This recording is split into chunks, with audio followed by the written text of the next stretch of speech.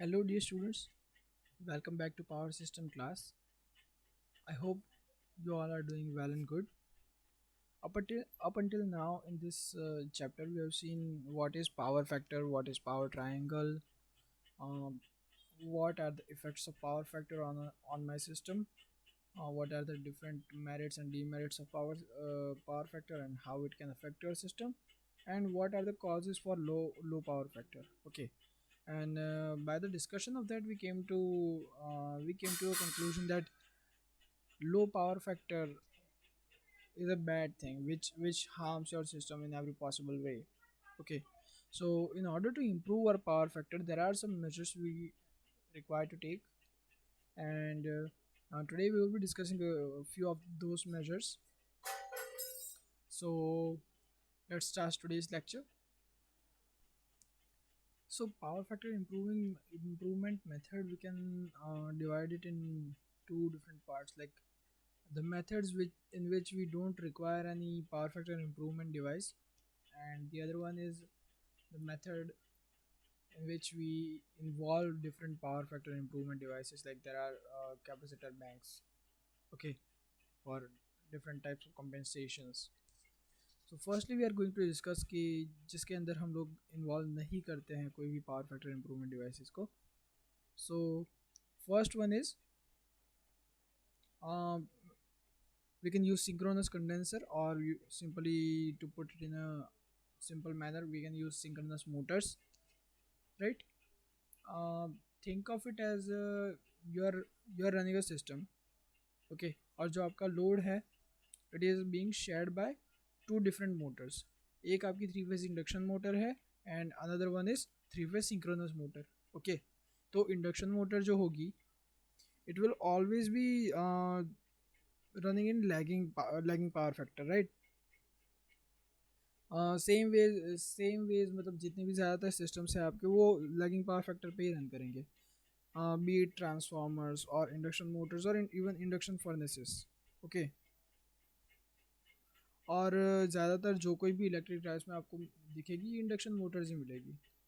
So they run on lagging power factor. Okay, और जो total power factor होता है, कंपोजिट पावर फैक्टर होता है आपके मशीन का, तो वो उसके ऊपर जो है इसका इसका जो इम्पैक्ट होगा वो ज़्यादा रहेगा. तो आपका मशीन का जो ओवरऑल पावर फैक्टर हो जाएगा, कंपोजिट पावर फैक्टर हो जाएगा, वो भी लैगिंग हो जाएगा. Okay, so and we discussed in previous lectures what happens when our power factor is very poor. Yeah, current gets shoot up high. Okay, and current की value ज़्यादा बढ़ जाने से बहुत सारी प्रॉब्लम्स होती है. We discussed already in detail about that. So क्या होगा, लाइन लॉसेस बहुत ज़्यादा बढ़ जाएगी, और लाइन लॉसेस अगर बहुत ज़्यादा बढ़ गए तो कंडक्टर जो है वो आपको बड़ी साइज़ का कंडक्टर के रिक्वायरमेंट होगा. Okay, because large value of current, large ampere of current will be passing through that conductor. Okay, so आपका कंडक्टर का जो साइज़ है you will require larger size of conductor.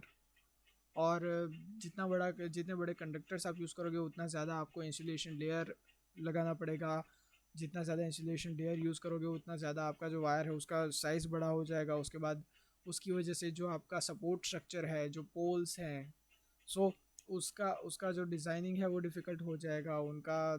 आ, उनका जो स्ट्रक्चर है उसके अंदर जो मटेरियल यूज़ कर रहे हो वो you have to use it more, right, to balance out that heavy cable. So overall system gets too expensive.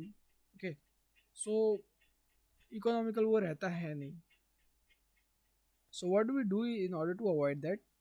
कि हम क्या करते हैं, एक सिंक्रोनस मोटर को हम लोग, जो हमारा इंडक्शन मोटर है उसके साथ में रन कर लेते हैं. Load is shared by both of the Motors. Okay, तो हम क्या करेंगे, सिंक्रोनस मोटर को ओवर एक्साइटेशन मोड में यूज़ करेंगे. अब जब सिंक्रोनस मोटर जो है वो ओवर एक्साइटेड कंडीशन में होगी तो उसका पावर फैक्टर जो है वो हमेशा लीडिंग रहेगा. Okay, so synchronous motor can be run in over excitation mode by increasing excitation, and it will run with leading power factor. Okay, और इंडक्शन जो है वो तो आपका ऑलरेडी लैगिंग पावर फैक्टर पे रन कर ही रहा है, तो उसकी वजह से आप क्या कर पाओगे, आपका जो ओवरऑल पावर फैक्टर है उसको आप क्या कर पाओगे, इम्प्रूव कर पाओगे, because your induction motor is working in lagging power factor and you are supplying you are running your synchronous motor on leading power factor, so जो margin जो है difference जो है वो कम हो जाता है.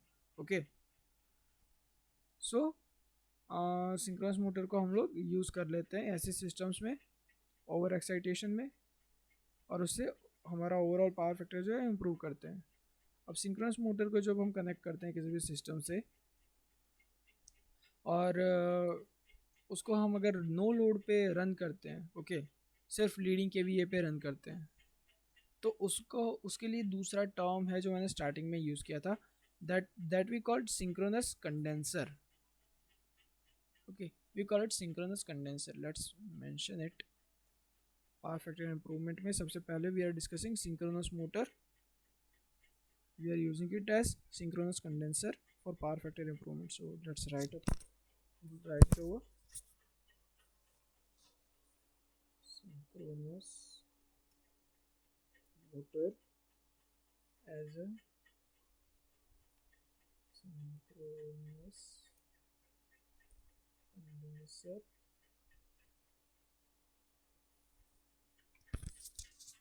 Okay, sorry, it's synchronous, not.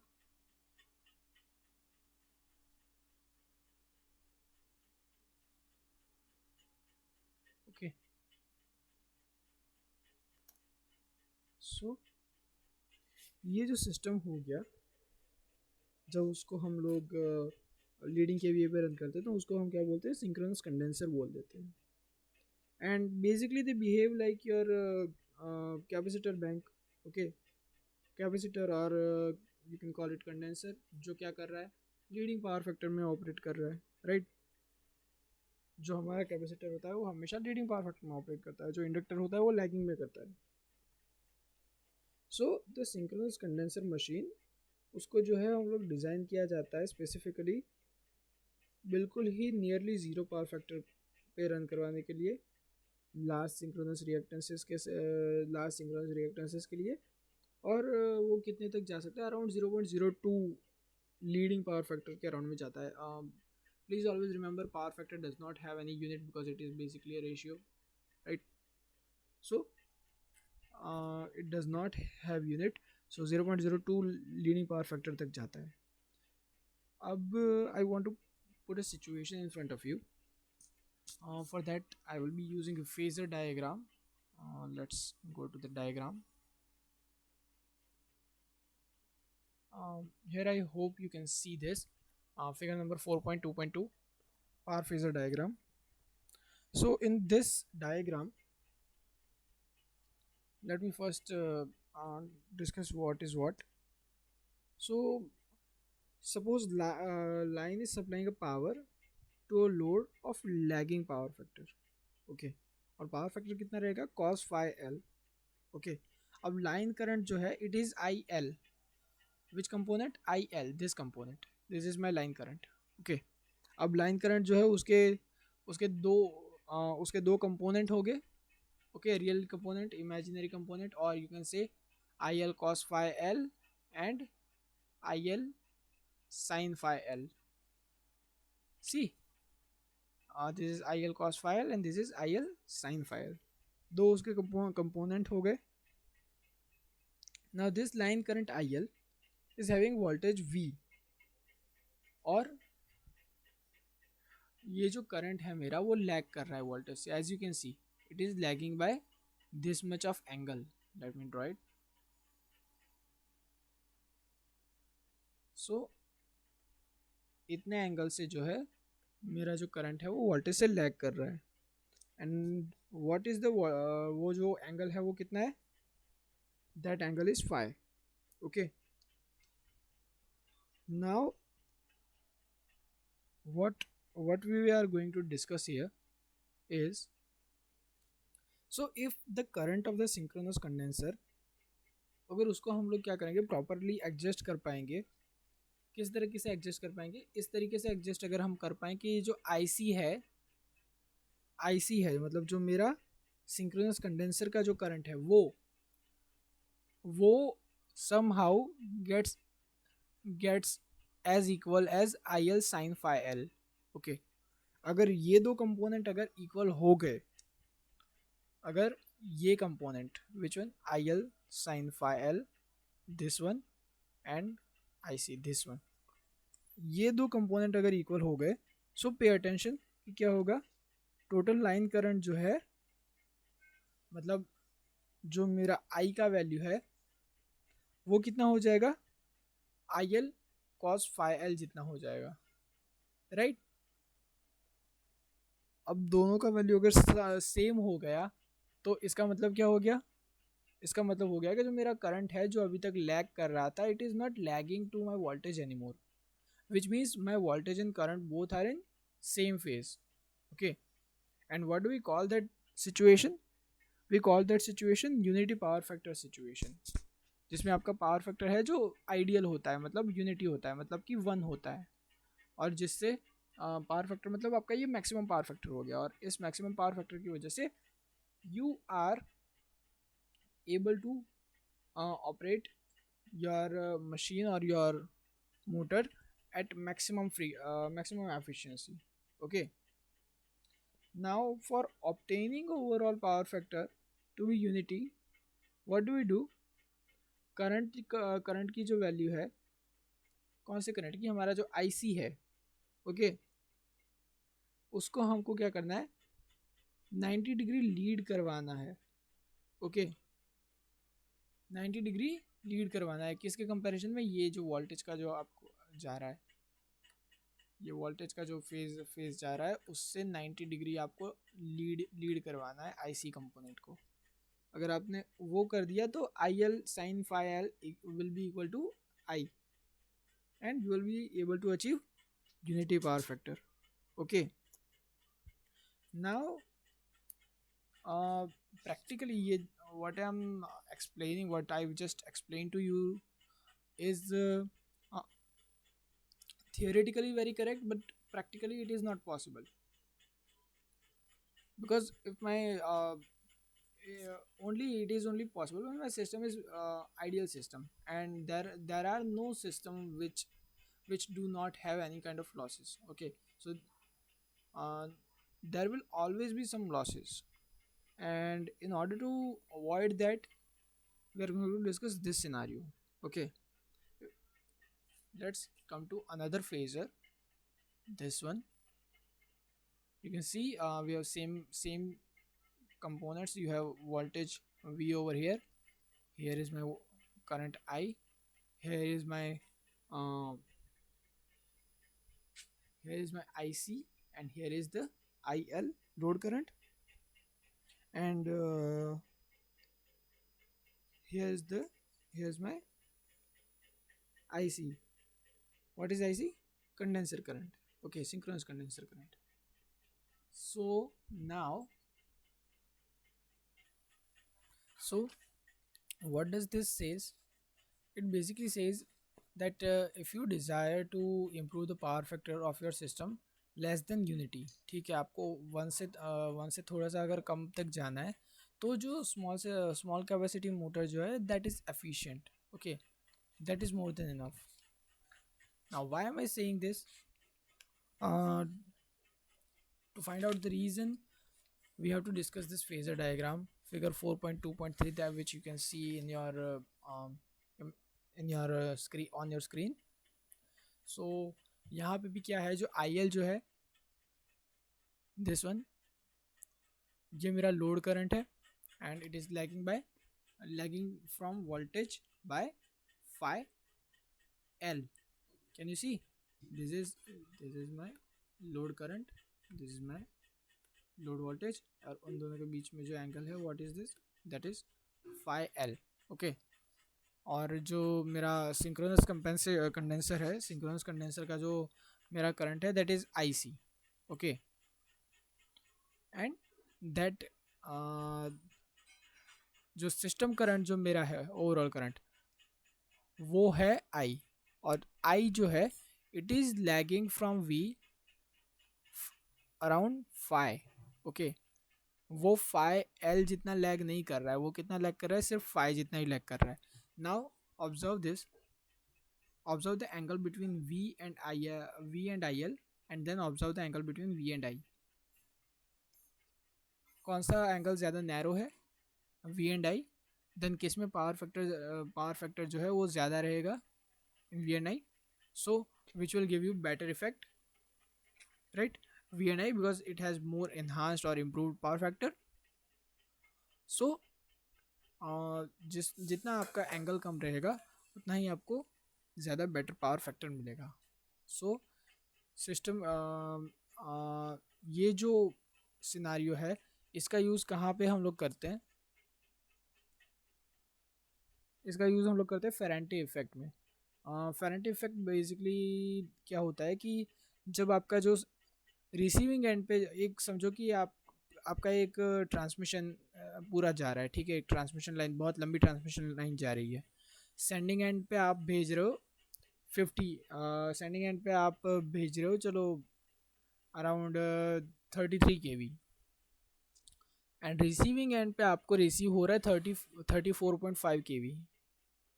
Okay, so ये तो मतलब it is not principle wise, if you want to check it, it is it's not possible, right? Because you are sending only 33 and you might ask कि sir आप तो बोल रहे थे कि क्या होता है कि लॉसेस होते हैं तो वोल्टेज कम हो जाता है. ये तो रिसीविंग एंड पे बढ़ गया, रिसीविंग एंड पे बढ़ कैसे सकता है? सो in long transmission lines, because of the effect of capacitance in my line, sometimes what happens, the voltage gets improved. Voltage जो है रिसीविंग एंड पे बढ़ जाता है even more than sending end voltage, and वो जो इफेक्ट होती है कैपेसिटेंस की उसको हम लोग बोलते हैं फेरेंटी इफेक्ट. ओके, सो उसको हम रिड्यूस करने के लिए इसका हम लोग ये यूज़ करते हैं. नाउ मोटर को जब हमने कनेक्ट किया है, ठीक है, अंडर एक्साइटेशन कंडीशन में जब हमने रन करवाया है, मतलब हम लोग लोड को जब शेयर कर रहे थे सिंक्रोनस और इंडक्शन मोटर के बीच में, तो हम लोग क्या कर रहे थे, हमारा जो सिंक्रोनस मोटर है उसको हम लोग क्या कर रहे थे, ओवर एक्साइट कर दे रहे थे. ओके, तो हम लोग यहाँ पे क्या करेंगे, यहाँ पे हम लोग उससे उल्टा करेंगे. Why? Because we are already receiving too much voltage on the other end. So to deal with that what we will do, ये जो एंगल है, ये एंगल ऑलरेडी आपको छोटा दिख रहा है, ठीक है. सो हम लोग क्या करेंगे, जो मेरा जो हमारी सिंक्रोनस मोटर जो है उसको जो हम लोग ओवर एक्साइट कर रहे थे उसकी जगह पे हम लोग क्या करेंगे, उसको अंडर एक्साइट कर देंगे. ओके, और उसको अंडर एक्साइटेड कंडीशन में उसको हम रन करेंगे. सो यहाँ पे आपको जो मिल रहा था वो आपको क्या मिल रहा था, ज़्यादा वोल्टेज मिल रहा था, मतलब आपका जो पावर फैक्टर था वो यहाँ पे जो था वो लीडिंग था. ओके, वो था लीडिंग पावर फैक्टर और पॉजिटिव पावर फैक्टर. सो अब यहाँ पे हम लोग ने उसको हमारे सिंक्रोनस मोटर को अंडर एक्साइट कर दिया, तो वो कौन से पावर फैक्टर में काम करेगी, it will work in negative power factor, right, मतलब lagging power factor. So it will balance this Ferranti effect out. Okay, जो मोटर है मेरी वो लैगिंग केवीए लेगी और क्या करेगी, रिसीविंग एंड वोल्टेज जो है उसको कांस्टेंट करने की कोशिश करेगी, because it was getting saturated, वो जो है वो ज़्यादा बढ़ जा रहे थे. सो लाइन में जब लाइन जब चार्ज होगी तब क्या होगा, जो कैपेसिटेंस की वजह से जो लीडिंग करंट जा रहा था उसको हम नलीफाई कर पाएंगे, न्यूट्रलाइज कर पाएंगे with the help of this synchronous motor, by running this synchronous motor in under excitation situation. Okay, उसके मतलब what does this tell you, both these scenarios they tell you कि आप सिंक्रोनस मोटर को क्या किस तरह से यूज़ कर सकते हो, आप रेगुलेटर की तरीके से यूज़ कर सकते हो. ठीक है, कि आपका जब क्या हो रहा था, जब आपका पावर फैक्टर पॉजिटिव जा रहा है तो आपने इस केस में क्या किया, उसको नेगेटिव करने के लिए सिंक्रोनस मोटर यूज़ कर लिया. जब आपका पावर फैक्टर जो है वो पॉजिटिव जा रहा था तो उसको आप न्यूट्रलाइज करने के लिए, नेगेटिव जा रहा था तो उसको न्यूट्रलाइज करने के लिए हम क्या कर रहे थे, ओवर एक्साइट कर दे रहे थे. मतलब हम जब हम उसको क्या कर रहे थे, पॉजिटिव लीडिंग पावर फैक्टर में रन करवा रहे थे। ओके, सो हम लोग क्या कर सकते हैं, जो मेरा मोटर है सिंक्रोनस मोटर, उसको हम लोग एज ए रेगुलेटर यूज़ कर सकते हैं। सो अगर सेंडिंग एंड वोल्टेज हो गया मेरा Vs, रिसीविंग एंड वोल्टेज हो गया मेरा Vr, और अगर Vr का जो वैल्यू है, मतलब Vr का जो वैल्यू है वो अगर Vs से ज़्यादा हो, okay, let's write it down, sorry, let's write it down over here. So let's note down both the scenarios which we just studied. Let's say जो मेरा सेंडिंग एंड वोल्टेज है उसको हम बोल रहे हैं Vs equal to sending end voltage, and Vr equal to receiving end voltage, right? Now let's take the condition.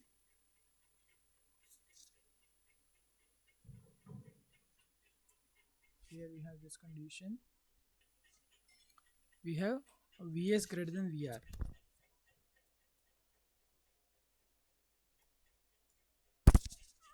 मतलब क्या हो रहा है, मेरा जो सेंडिंग एंड वोल्टेज है वो रिसीविंग एंड वोल्टेज से ज़्यादा है। मतलब ये कौन सा केस हो गया, मेरा फर्स्ट केस हो गया। सो फर्स्ट केस में हम लोग क्या कर रहे थे, हमारे सिंक्रोनस मोटर को ओवर एक्साइटेशन पे रन करवा रहे थे। सो let's right over excitation,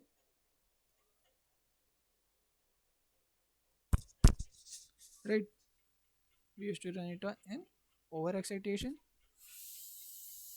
Then what used to come, ये जो केस है, सॉरी एक चीज़ रह गई, ये जो केस है वो आपका रेगुलर केस हो गया। मतलब यहाँ जब आप लोग एग्जांपल लोगे तो मोस्टली आप इंडक्शन मोटर्स का एग्जांपल लोगे, और उसके अंदर क्या होगा, इंडक्शन मोटर जो है आपकी, please be careful about it, induction motor जो है वो लैगिंग में ऑपरेट होगी। ओके, वो लैगिंग में ऑपरेट होगी, and to neutralize that you are running synchronous motor in over excitation mode, और आपकी जो सिंक्रोनस मोटर है वो लीडिंग में ऑपरेट होगी, और आपको क्या मिलेगा, बैलेंस्ड कंडीशन, बैलेंस्ड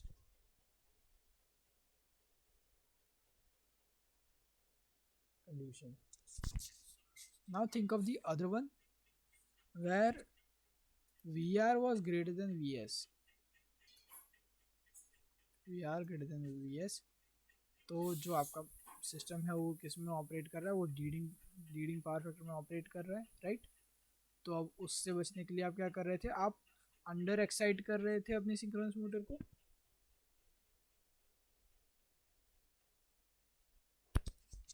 राइट, और उसकी वजह से आपका सिंक्रोनस मोटर जो है वो लैगिंग पावर फैक्टर में चल रही थी, और आप बैलेंस अचीव कर रहे थे, ठीक है।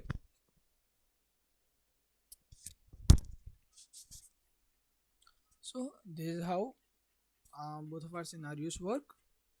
अब दूसरा जो तरीका है is very much similar to this one, we call it synchronous phase modifier. Just write it down, synchronous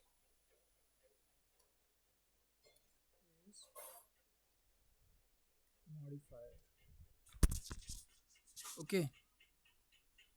सो जैसे हमने पहले डिस्कस किया कि जो सिंक्रोनस कंडेंसर है, मतलब सिंक्रोनस मोटर्स जो है उसका हम लोग कहाँ पे यूज़ करते थे, हम leading power factor, sorry lagging power factor से लेके यूनिटी से लेके लीडिंग तक आप हम लोग सभी जगह पे उसको यूज़ कर लेते हैं, ठीक है। और जब हम इस तरीके से सिंक्रोनस कंडेंसर को यूज़ करते हैं तो उसको क्या बोलते हैं, सिंक्रोनस फेज बोल देते हैं, या फिर तो सिंक्रोनस फेज मॉडिफायर, या फिर तो सिंक्रोनस फेज रिएक्टर बोल देते हैं, ठीक है। So now think of a situation when where there is an long transmission line going on, okay, और वो जो लाइन है उसमें जो वोल्टेज है मेरे it tends to vary, okay, कितना चेंज हो रहा है, through a wide range, okay, जहाँ पे स्पेशली जहाँ पे इंडक्टिव लोड जो है वो बहुत ज़्यादा यूज़ होते हैं, ठीक है, when large inductive loads are supplied, तो वहाँ पे बहुत ज़्यादा उसके जो वोल्टेज है उसके अंदर चेंज आता रहता है, ओके। सो ये जो इंडक्टिव लोड है, if we disconnect it abruptly, तो वोल्टेज क्या हो जाएगा, राइज होगा, ओके। अचानक से आप इंडक्टिव लोड जो है उसको डिसकंटिन्यू कर दोगे या फिर हटा लोगे तो क्या होगा, वोल्टेज आपका बिल्कुल हाई जाएगा, और नॉर्मल वैल्यू से जब वो हाई चले जाता है वो होता है कैपेसिटेंस इफेक्ट से, या फिर तो मतलब कैपेसिटर एक्शन की वजह से होता है ट्रांसमिशन लाइन के अंदर, ओके। और ट्रांसमिशन लाइन के एंड पे जो वोल्टेज होता है उसको हम लोग क्या कर रहे हैं, सिंक्रोनस कंडेंसर से हम लोग उसको कंट्रोल कर रहे हैं, ठीक है। तो ये जो वोल्टेज है रिसीविंग एंड के ऊपर जो चेंज हो रहा है, ओके, और जिसकी वजह से क्या हो रहा है, रिमेंबर हम लोगों ने पिछले लेक्चर्स में देखा था कि जब वोल्टेज जो इरेगुलर हो जाता है तो क्या होता है, फ्लिकर इफेक्ट देखा था, वाइंडिंग को जो डैमेज होता है वो देखा था, राइट। सो जो ट्रांसमिशन लाइन के एंड पे जो वोल्टेज है उसको हम लोग कंट्रोल करने के लिए क्या यूज़ करते हैं, सिंक्रोनस कंडेंसर यूज़ करते हैं, ठीक है। कहाँ पे लगाते हैं उसको, हम लोग जो ट्रांसमिशन लाइन का जो एंड पॉइंट होता है, जो लास्ट सिरा रहता है ट्रांसमिशन लाइन का, वहाँ पे हम लोग सिंक्रोनस कंडेंसर हम उसको वहाँ पे अटैच कर देते हैं, ठीक है। अब अगर जो सेंडिंग एंड वोल्टेज जो हो गए उसकी वजह से अगर जो मेरे रिसीविंग एंड वोल्टेज जो है वो चेंज हो रहे हैं, ठीक है, या फिर तो लाइन के अंदर कोई इम्पीडेंस ड्रॉप आ रहा है, राइट, तो उसको कांस्टेंट रखने के लिए हम क्या कर सकते हैं, जो मेरी सिंक्रोनस मोटर जिसको मैं ऑपरेट कर रहा हूँ उसके साथ हम लोग एक डीसी एक्साइटर अटैच कर सकते हैं, और वो डीसी एक्साइटर से हम लोग क्या कर सकते हैं, बेसिकली जो एक्साइटेशन जो है मोटर का उसको हम लोग वेरी कर सकते हैं, ओके। और मोटर के एक्साइटेशन को चेंज करने से जो मेरा रिसीविंग एंड पे जो मेरा वोल्टेज है we will be able to get make it more constant, okay, we can make it as much stable as possible by doing only that, okay। And ये तो मैंने बात कर ली कि डीसी एक्साइटर का यूज़ करके, even without exciter you can maintain the synchronous motor to constant voltage by doing what, by using our old method, जो transmission line के एंड के ऊपर हम लोग क्या कर सकते हैं, एक ट्रांसमिशन लाइन के एंड पे एक रिएक्टर हम लोग डाल सकते हैं, ठीक है। And now in case of voltage drop, कहाँ पे, रिसीविंग एंड पे, ट्रांसमिशन लाइन के रिसीविंग एंड पे अगर वोल्टेज ड्रॉप होता है तो जो ईएमएफ जो इंड्यूस्ड होगा वो ईएमएफ अगर टर्मिनल वोल्टेज जो है आपके उससे अगर बढ़ गया, मोटर टर्मिनल पे जो टर्मिनल वोल्टेज होते हैं उससे ज़्यादा अगर ये ईएमएफ बढ़ गया तो आपका जो सिस्टम है उसमें लीडिंग करंट फ्लो होना स्टार्ट हो जाएगा, okay. And this leading current flowing through your line reactance, what does it do, it tends to maintain the voltage constant, why, because of leading current flow, okay, आपका reactance में से जो leading current flow हो रहा है उसकी वजह से, okay. So because leading current जो आपका फ्लो हो रहा है through reactance, it tends to produce rise of voltage from sending end to receiving end. What it tends to produce rise of voltage from sending end to receiving end, जिसको हमने अभी क्या बोला, Ferranti effect, okay।